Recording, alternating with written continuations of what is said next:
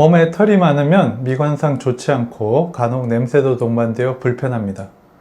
오늘은 가성비 좋은 시술 중에 하나인 레이저 제모를 설명드리고자 합니다.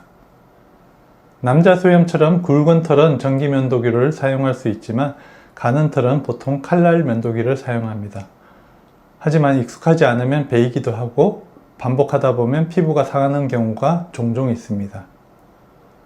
왁싱도 많이 하시는데요. 통증도 문제지만 뽑는다고 털이 안 나는 게 아니기 때문에 주기적으로 계속 해야 됩니다.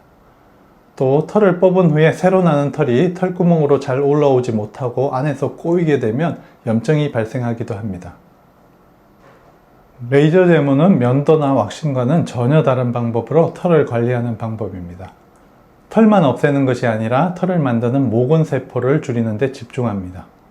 적정한 파장의 레이저를 쏘게 되면 레이저 빛이 털에 흡수되는데 이때 빛 에너지가 열로 바뀌면서 털의 온도가 높아집니다. 이 과정에서 털이 타기도 하지만 그보다 중요한 것은 털 주변에 털을 만드는 모근세포들을 열에 노출시켜 손상을 주는 것입니다. 한 번에 레이저를 세게 쏘게 되면 모근세포를 완전히 없앨 수도 있겠지만 그 과정에서 열이 너무 많이 발생하게 되고 그러면 피부에 화상을 남길 수 있습니다.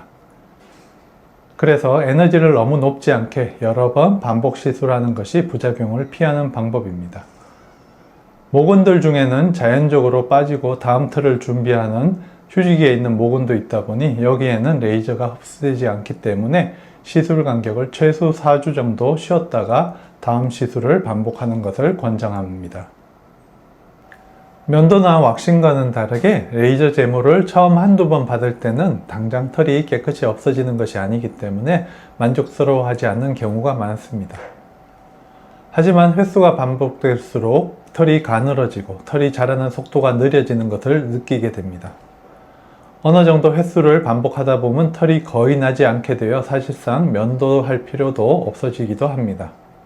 제모는 보통 5번을 한 세트로 반복하는데 여성 겨드랑이의 경우 5회를 다 하기도 전에 털이 거의 나지 않는 분들도 가끔 있지만 남자 수염은 모근이 굉장히 강력하기 때문에 10번을 해도 여전히 자라는 경우가 있습니다.